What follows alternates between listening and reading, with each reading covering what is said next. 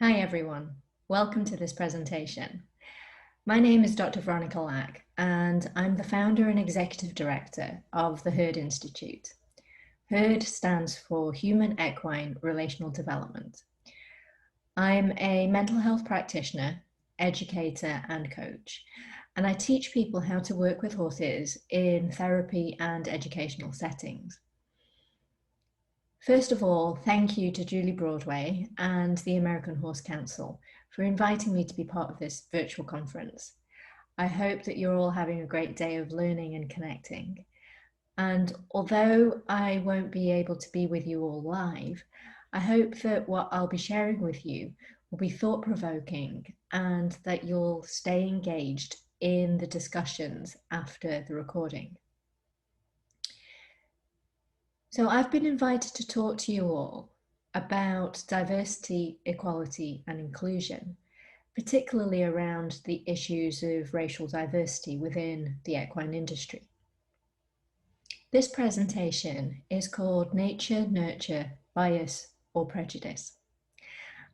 And we'll be focusing on what it means to address the issues of diversity, equity and inclusion within our industry.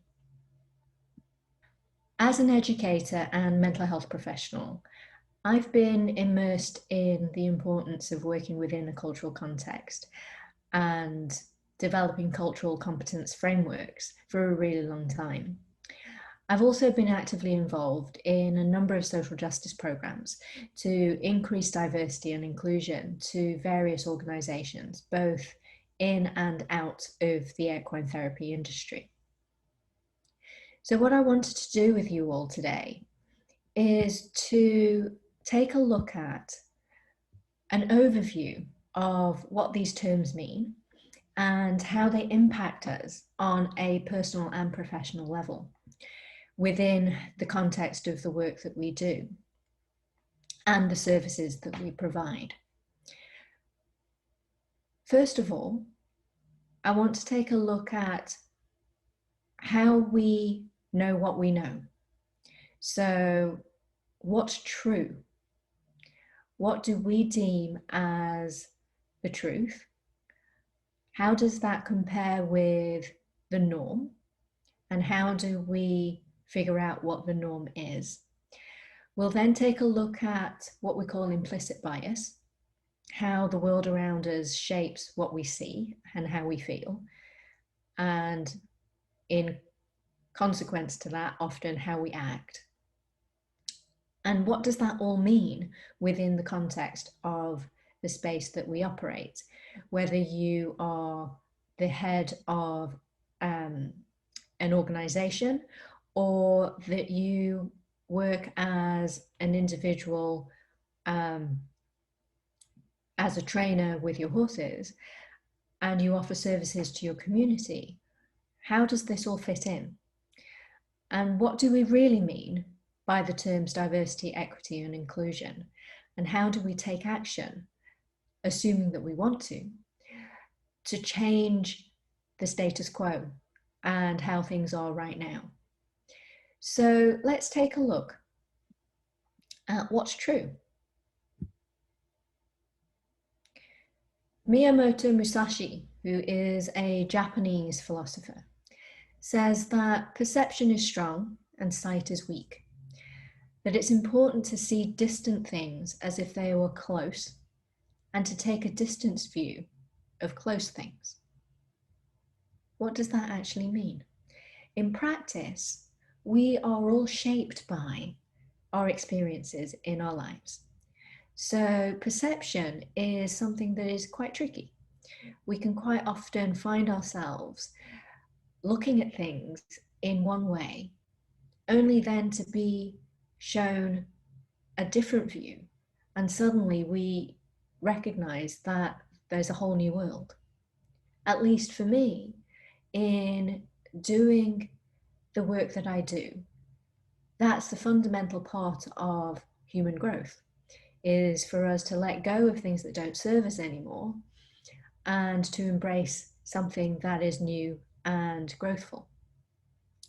So I want you to take a moment to just look at these pictures, what do you see? Is this a rabbit or is this a bird?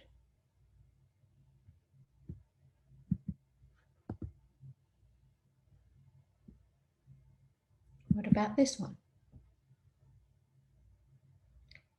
Do you see an old lady? Or do you see a young woman? Are you able to shift between the two?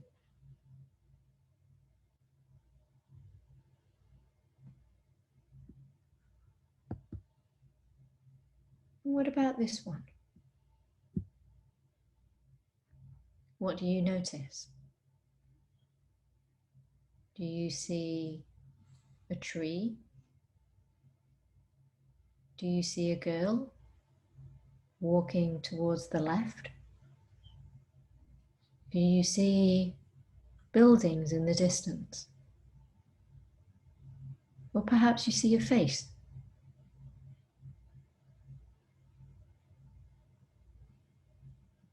Again, can you switch between the two?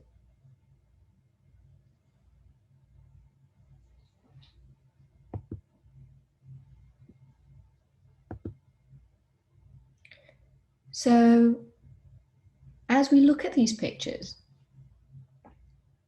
it might be that we think that they're optical illusions and that they're designed to trick our brains into seeing one thing or the other. That if we take long enough to really focus, to train our eyes to see something different, then it's possible to see both sides. So I want you to hold on to that idea of being able to see both sides, because sometimes it's an illusion and sometimes it isn't. Take a look at this picture. I wonder what you see. I wonder what the story is that you're telling yourself about this particular moment. What do you focus on first? Maybe it's the swishing of the tail. Maybe it's the fact that the horse has turned her head slightly towards the person that's standing next to her. Maybe you're focusing on the fact that there's somebody leaning on the horse. What do you imagine is happening in this moment? More importantly, what was your first instinct? Now, when I show this picture to people, especially to horse people, a lot of the time I'll get comments like, "Oh, that looks so sweet. She's giving her horse a hug." Some people will say, "Oh, that horse looks annoyed. Look at her swishing her tail. She obviously doesn't like it." Some people might focus on the fact that she's turning her head towards the person. Her ears are slightly forward, her head is slightly dropped, and they make meaning out of that by saying the horse is relaxed and is enjoying the hug. In truth, we don't know. Unless we were there, unless we were able to speak to that person, we might not know what was happening in that moment. So simply looking at this picture doesn't give us the truth. It gives us what we see. What actually happened in this moment was that this particular client wanted to listen to the horse breathing. And so she put her head against her and breathed and listened. And they stayed in this position for quite a while. But without having the context, we don't really know what happened. So again, I want you to hold on to that idea. So first we were talking about being able to switch between one view and the other. And now to hold on to the idea that we don't know and that there's more context than we might be given at any point in time. So even when there is no optical illusion, we make sense of things as human beings with the fragments of information that we have, and we tell ourselves a story. This is a natural part of how we process information. The way that we take fragments and make things whole is actually a way that we can complete an experience. So when we talk about, in therapy terms, sometimes we talk about unfinished business or closure. It's when we don't have enough information, we get stuck sometimes in trying to figure out what's actually happening and what's true and what isn't. So instead of really sinking into the possibility of not knowing, we fill in the gaps. That's what we do as human beings. So when we do that a lot, then we quite often turn to other people and say, did you see that? Did you agree with me? Did we look at this and have the same experience? Because again, it's human nature to want to be part of something, to want to belong. And in doing so, we create the context of our lives so that we create an environment where it feels like we're not alone. In this way, we come up with normal behaviors, expectations, and the way that things are done. Now, I want you to just take a look at this and spend a few moments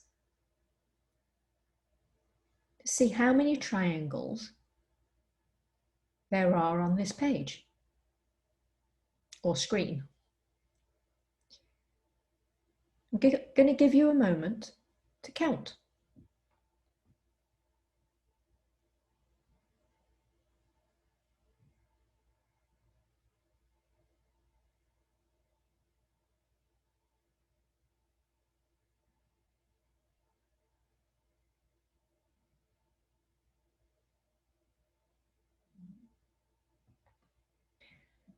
What I'd like you to do, if you are able to navigate the platform that you're using, is to click on the chat box and just type in, so that everyone else can see, how many triangles you came up with.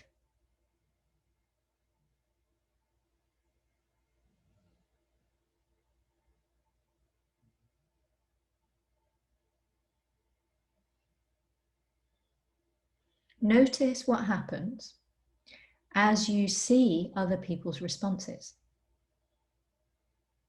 Now, given that I'm recording this ahead of time, I don't actually know what's happening as you do this. I'm going to guess that there are some differences. I've run this exercise many times and no one ever agrees first off. So popular answers have been 16, 18, 20, 23. Now notice what happens if your answer was that there were fewer triangles than what I've said so far. What's happening for you? Is there a bit of a flutter of anxiety of, oh, I might have got this wrong? Or is there curiosity around, let me go and figure this out? It might be that as I'm talking, you're still trying to count, trying to figure out what the right answer might be. Now, I'm going to keep you in suspense and not actually tell you the answer for a moment, and give you another try to see whether your number changes. So take another moment and count again.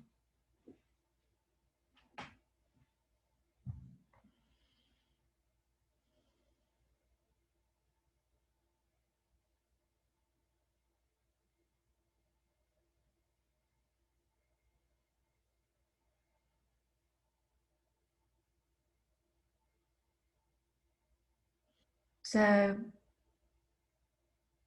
let's try this again. Coming back to your chat box, let's share with everybody how many triangles you got. Knowing that I gave some higher numbers earlier, did you try and find more? Or did you stick with what you've got? Certain, absolutely certain that there are no more to be found. And if that's the case, I wonder what happens for you when I say that there are 25. Each of these triangles can be combined in some configuration to form a larger triangle. What's it like for you to not be able to see? What's it like for you to keep coming up with the same answer, knowing that there is more? Now, some of you might be wondering, how on earth is this even relevant to what it is that we're talking about in terms of diversity, equity, and inclusion? Well,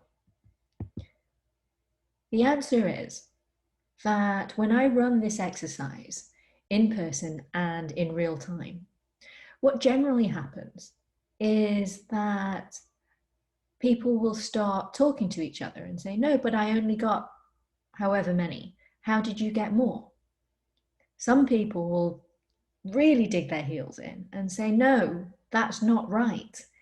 This is how many there are, and refuse to see an alternative.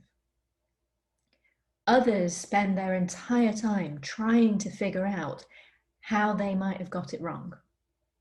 How is it that they're different? How is it that they're not part of the majority?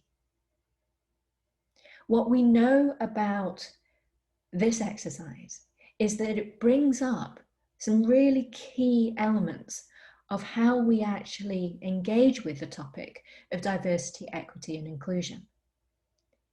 In terms of how we view ourselves, we might question, are we in the majority or the minority? And if we're in the minority, what does that mean? What does that feel like? If we're in the majority, I'd ask the same questions. Is there a sense of safety if you're in the majority? Is there a sense of vulnerability if you're in the minority? What if you like being the odd one out? What does that mean in terms of how you then relate to everybody else who's in the majority? These are really important questions when we start thinking about diversity and inclusion, because this exercise with the triangles, every single time, what comes up is how difficult it is to see things from another person's perspective. That's the first thing. Secondly, how tempting it is for us to change who we are, what we see, in order to conform to the norm, so that we can belong to the majority.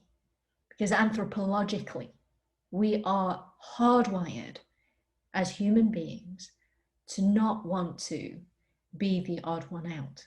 In the same way as horses, standing out on your own can be dangerous. So how does this shape our society in general?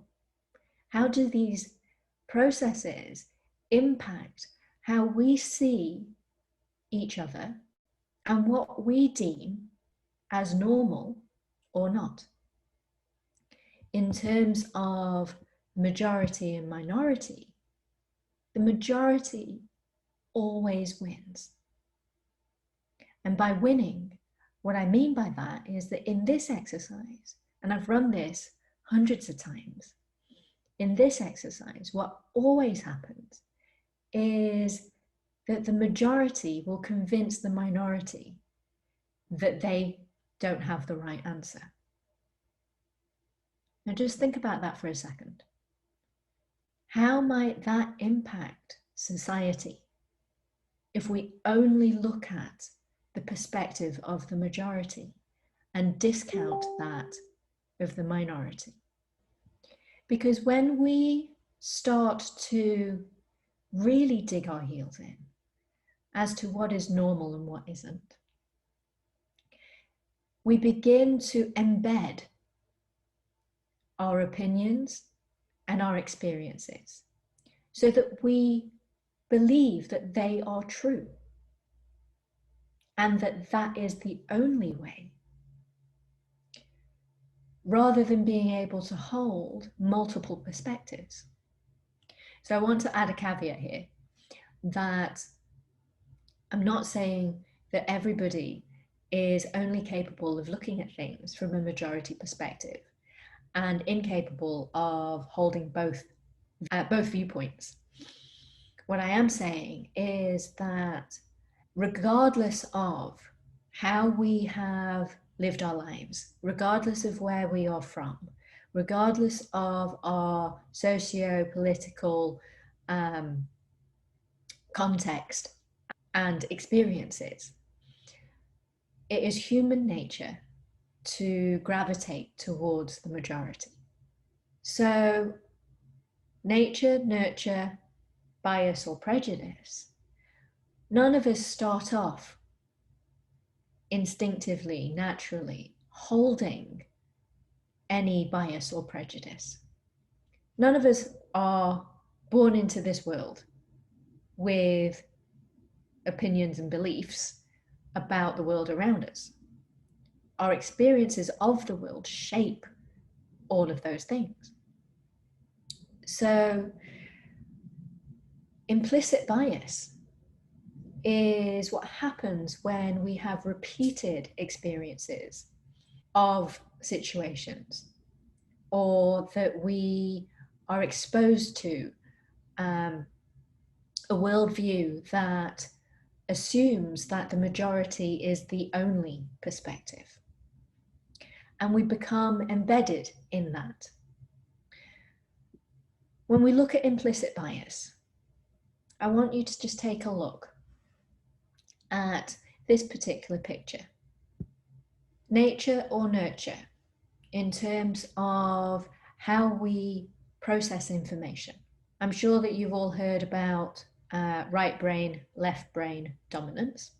This is the idea that if you're left brain, if you have left brain dominance, then you are much better at logistical things and sciences and facts and figures. If you're right brain dominant, you are more likely to be talented in the arts, music, be more creative. So from a psychology point of view, the right brain, left brain dominance theories has been around for a really long time. And a lot of people have taken it for granted that because it's been researched and it's common knowledge, then it must be true. So how does this relate to this particular picture? A while back, this picture went viral on social media, and some of you may have seen it. And there was a tagline on this saying that if you are right-brained, then you will be able to see that this shoe is pink and white. If you are left-brained, you will be able to see that this shoe is grey and teal. what do you see? Now, I've given you that information. I've said it in a way that is assumed to be factual and correct. Did you question it? Because although the dominant theory for right brain, left brain thinking has been around for a really long time, it has actually been challenged by more recent studies that suggest that while we may have preferences for arts and creativity versus logic and rationality, our brains cannot function without both hemispheres, without both sides. So information is passed in our brains from left to right all the time. And unless you have some kind of brain damage, this is what happens all the time and is part of a natural process of cognitive process.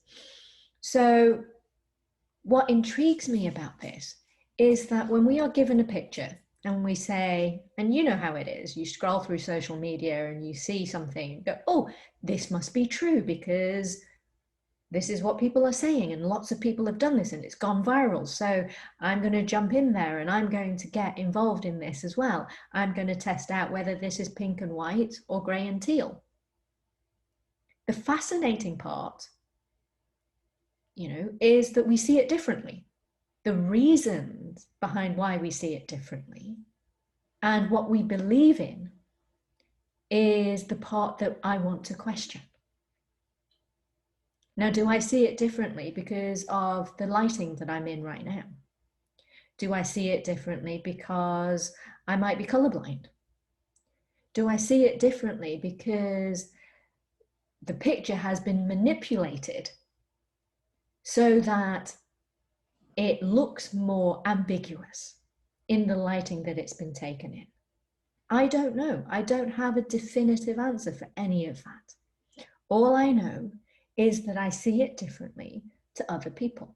And in case you're wondering, I see pink and white with a hint of teal and grey. So along the shoelaces, I see some grey.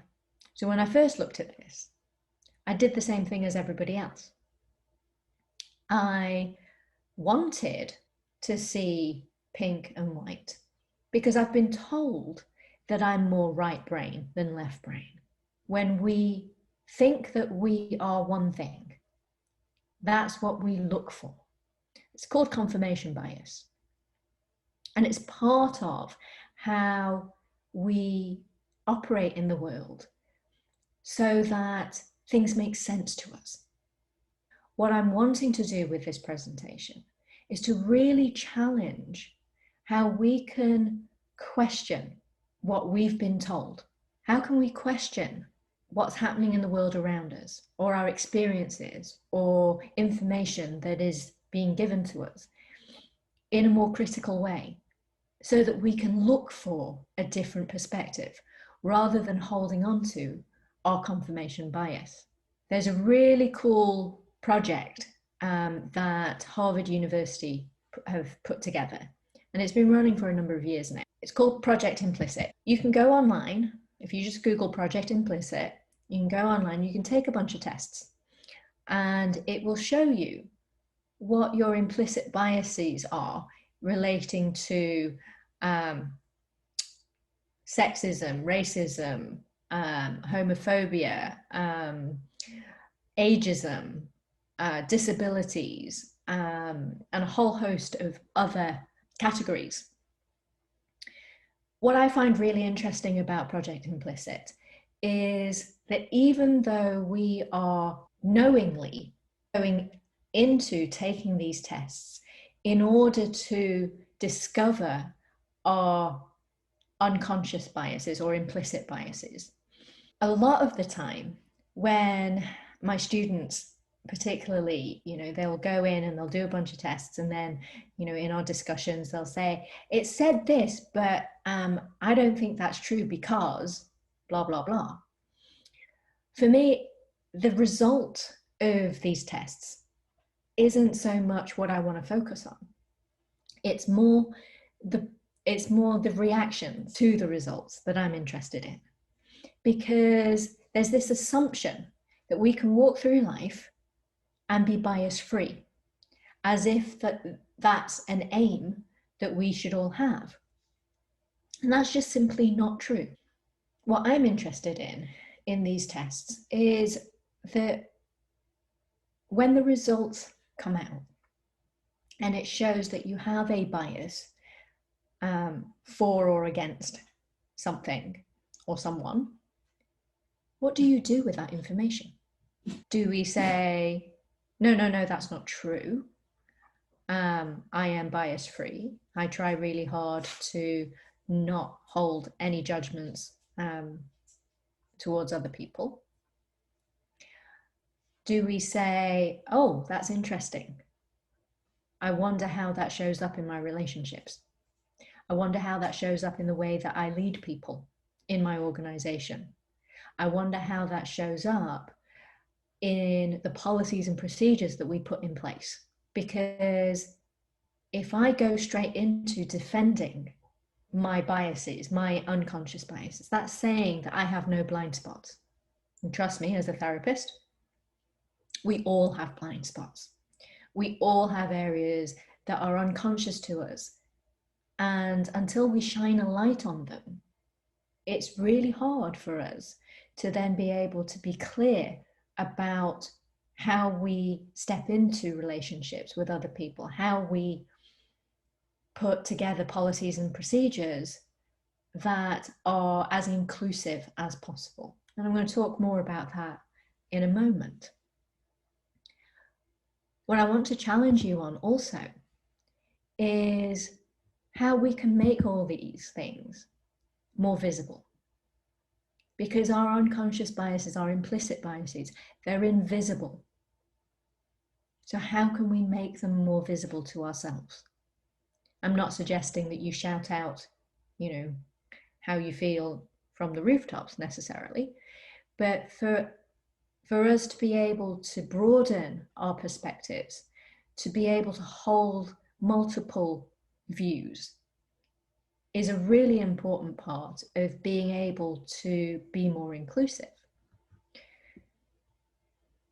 So we've taken a look at the difference between truth and perception and how that collectively impacts what we deem as normal or the norm. And we've taken a look at what might be lurking in the shadows, what might be lurking in our unconsciousness, stuff that we have, stuff that we don't know, our blind spots. What does that all mean in the context of diversity, equity, and inclusion, particularly in the equine industry? Now, I know that for a lot of people, the term privilege has been very much politicized, and that's not where I want to go with this. The way that I look at privilege is as something to be thankful for. It's something that I feel that I've been blessed with, which I haven't worked for. So becoming aware of privilege shouldn't be viewed as a source of guilt or shame or burden, but instead it's an opportunity for us to learn about and be more responsible so that we can work towards a more just and inclusive world. I'm thinking about all the people that I work with as a mental health professional, as a therapeutic riding instructor. I deal with a lot of people who have challenges in cognitive functioning in terms of physical disabilities and emotional challenges. And the way that society approaches a lot of these people is to try and make them fit into the majority. We talked about this earlier, that this is what human nature, that we do this as human beings. We try and make sure that everybody is the same, because it's uncomfortable to look at difference for a lot of people. And when we talk about different types of privilege, I can talk about my privilege of being well educated, particularly in the climate of the global pandemic. I can talk about my privilege of being able to have food on the table and not living paycheck to paycheck. I have the privilege of being able bodied, of not having a learning disability.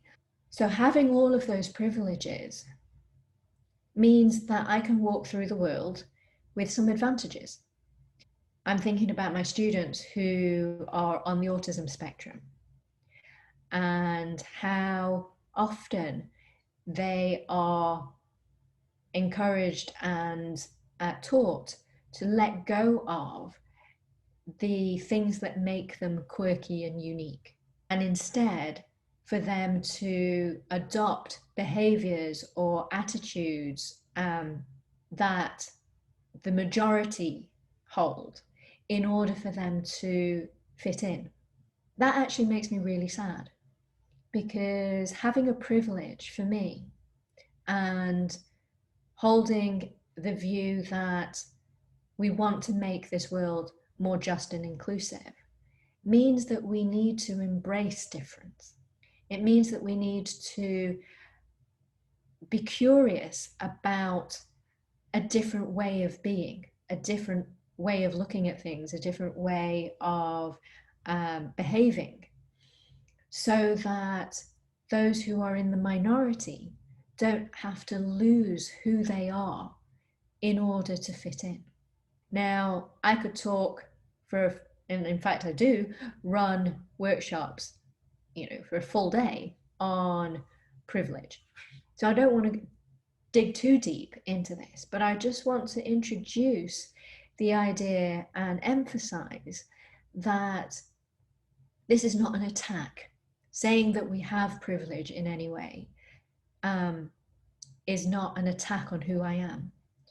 And instead, to look at privilege as something that I have and hold, that is precious to me, that has helped me in some way, that I am blessed with. So, how do we move forward with all of this so that we're not just talking about diversity, equity, and inclusion? We're making more than just a statement. We're taking action so that things can change. Now, for me, the fact that you are tuning in to this particular webinar suggests to me that you are willing to do something, that you're curious enough, that you're engaged enough, and that you're aware enough that something needs to be done. Now, I'm really hoping that a number of you might be listening to this and you came into this presentation thinking, I don't really need to do diversity and inclusion training, but if I say that I've done it, it might look good. I don't know, right? It might be that you've been told that you have to attend this. So, to those of you that fit into that category, thank you for hanging out with me up until this point. More importantly, I want you to know that diversity and inclusion, when we talk about these issues, it's important not just because it's the politically correct thing to do, but it's important because if we don't, then we are fishing from a very small pond. And what I mean by that is that as an industry, if we don't bring in more diversity, then things get stagnant. We do the same things over and over again. If you think about the biodiversity in our world, nature has a way of working together collaboratively across all of the biodiversity that is present in this world so that we can find an optimum way of living. So within an industry, if we only have one perspective, if we only have one point of view, then it doesn't really serve us. And so that's why it's important too. And I'm not talking about making this as a political statement.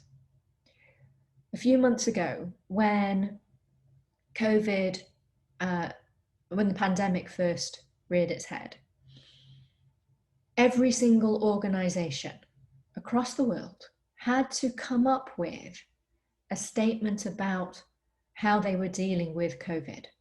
These statements were very quickly followed by action points. If we put out a statement that says we are monitoring the situation for COVID-19 and we've had to modify some of our services, this is what we're able to do, and while we do it, we need to maintain social distancing, we need to wear masks, we need to limit the number of people who can attend, whatever it might be. These statements that were put out there were backed up with policies and procedures. What became really apparent to me as the weeks went by and the world started to focus on protesting police brutality and Black Lives Matter, that a number of organizations also put out statements about diversity and inclusion. Very few of them were backed up by policies and procedures.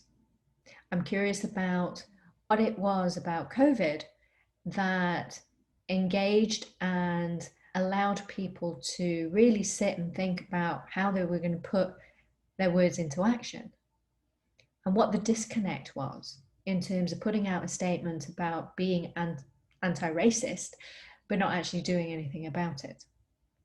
So when I talk about more than a statement, I want us to kind of focus on a little bit on how we can take what we've learned about what it means to be more inclusive out into the world that we live in. So in terms of diversity, what we're talking about is, while we're focusing on racial diversity, we're also needing to take into consideration all kinds of diversity, because representation matters. So in your organizations, in your teams, in your barns, who are your members? Who are your boarders? Who do you have contacts with? Who makes up your tribe, your family, your community? Do we know what those numbers might be in terms of the different types of diversity? If not, why not? And what is the makeup of your leadership team?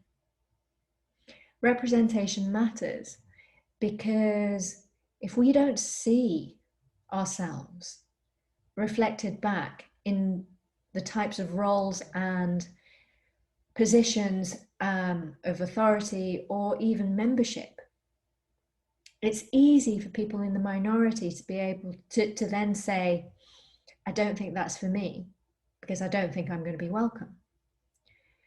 Representation matters when we start looking at what are the barriers to entering your organization or your field or your specialty, whatever it might be. Because there's a difference between active encouragement versus saying, well, you're welcome and our door is open for you. I look at it as the difference between leaving your door open or rushing forward to meet somebody when they get there. I look at it as making sure that the road to that door is free of obstacles, rather than saying, well, the door is open, you can get here if you can. So whatever the makeup of your organization is, if we truly want to increase diversity, we need to look at all of these things and ask ourselves, what those barriers are, how we can remove them, and how can we make people feel welcome when they arrive. There's something really important in the difference between saying you can come if you like and actively inviting someone to be there with you. So, talking of barriers, want you to take a look at this. The difference between equality, equity, and justice. And some of you may have seen this on social media. It's been around for a long time. Equality is the assumption that everyone benefits from the same support. So this is equal treatment for all, that nobody is different and everyone gets an equal share of something. The problem with equality is that it doesn't take into account the additional barriers that someone might have. Right? So if I was to say, well, the library is open to everybody, but we don't have any books that are in Braille, it's not much use to somebody who's blind. If we only provide equal treatment, it doesn't address the underlying issues. Equity is when everybody gets the support that they need. So this might be in the form of affirmative action. And in this picture, you can see that, in order for there to be equity, not everybody is given the same box. It's tailored to what they need. And justice is really looking at how we can remove the causes of inequity in the first place. How can we remove the systemic barrier that is preventing people from engaging and taking part? So how is that relevant to our industry? So that's diversity and equity. What do we really mean by inclusion? Diversity, as we said earlier, is having lots of different perspectives, lots of different aspects and elements. So you can see on this picture on the left, that's a very diverse salad. Lots of different elements, but they're all clumped together. Same things are clumped together. So there's no integration. There's no real inclusion. Inclusion is truly integration, so that we are taking into account everybody's perspective. Not just that they're present, but we're really listening and we're really incorporating what it is that they're saying into what we do. I want to just back up and review what we've talked about so far. What's true, how it's important for us to recognize different perspectives so that we don't just fall into the temptation of only looking at things from a majority view. And in doing that, that it's important for us to take into account our unconscious or implicit biases. So when I first started working in the equine industry, just to give you an example, I've always loved horses, but I didn't have the opportunity to interact with them very much. So it wasn't until after I finished grad school that I decided to give myself a treat of a block of horseback riding lessons, and completely fell in love with all over again of being with horses. And I immersed myself in working with horses, riding, coaching. I discovered equine therapy. I started working within the therapeutic riding environment. And for years, I had trainers who would tell me, this is how you do it. This is what you have to do. This is how you need to respond. This is what a horse does when they feel this way. And this is how you should relate to them. And I didn't question any of it. I took it for granted that what I was being told was the truth. And this was the normal way of doing things. And this was just the culture within the equine industry. And I didn't really dig into any biases that my trainers might have or that I might hold in terms of working with horses. And then when I was doing some research for my PhD, there was one day it suddenly dawned on me that everything that I'd been taught about being with horses came from a white European or American perspective. Now, in case you hadn't noticed, I'm not white and I'm not American. I went down a bit of a rabbit hole. I started wondering, do horses in different countries react differently? Am I being taught how to speak to horses in a language that they understand from a European or a North American perspective only? If I went to China, would horses be different? Do horses interact differently with each other in different countries? Do they have different languages based on where they live and where they come from? That's what I mean. I went down a bit of a rabbit hole. And given that I am somebody who has immersed myself in the study of diversity, equity, and inclusion, it took me a long time to start questioning that. So it just goes to show how embedded and how deeply held some of our unconscious biases are. I didn't even question. So I think it's really important that when we talk about diversity, equity, and inclusion, that we hold, you remember right back at the beginning, I said, let's hold on to this idea that there are multiple perspectives, that things can be both and, that the story that we tell ourselves may not be what's actually happening. That it might be a rabbit and a duck. That knowing all of those things means that we get steeped in a confirmation bias because of what is expected of us as the norm. And that when we start questioning what we take for granted, that's when growth and creativity and new experiences can happen. I really appreciate all of you for hanging in there with me through this presentation. I want to leave you with one question.